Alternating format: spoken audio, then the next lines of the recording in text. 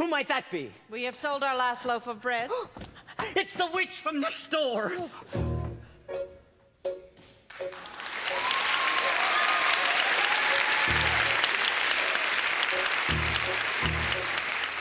We have no bread. Of course you have no bread. What do you wish?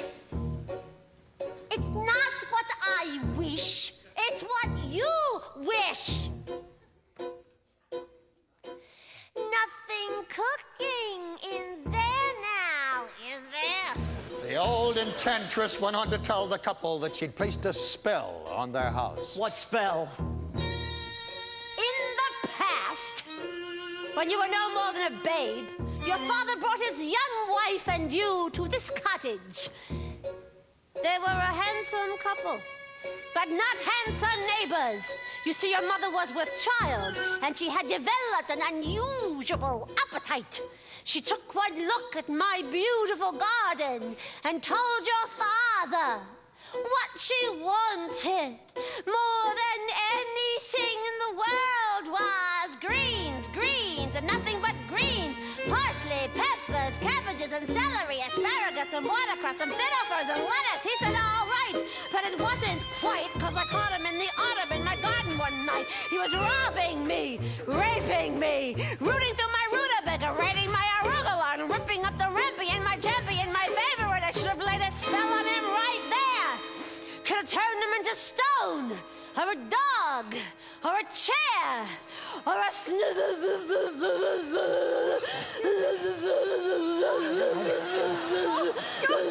But I let him have the rumpy, and I'd lots to spare. Return, however, I said fair is fair. You can let me have the baby that your wife will bear. And we'll call it square. I had a brother. No! But you had a sister.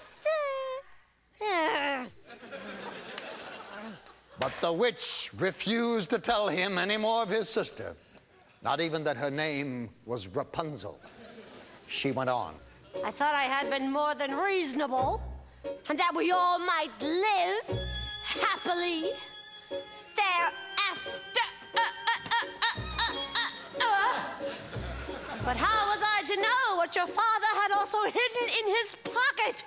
You see, when I had inherited that garden, my mother had warned me that I would be punished if I were ever to lose any of the beans. Beans? The special beans. I let him go. I didn't know he stole my beans. I was watching him crawl back over the wall when bang, crash, the lightning flash. And well, that's another story. Never mind. Anyway, at last the big day came. I made my claim. Don't take her with the baby. They shrieked and screeched, but I did, and I hit her where she'll never be reached. Your father cried, your mother died. For extra measure, I admit it was a pleasure. I said, sorry, I'm still not mollified, and I laid a little spell on them.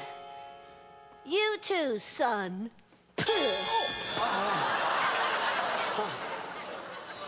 That your family tree would always be a barren one.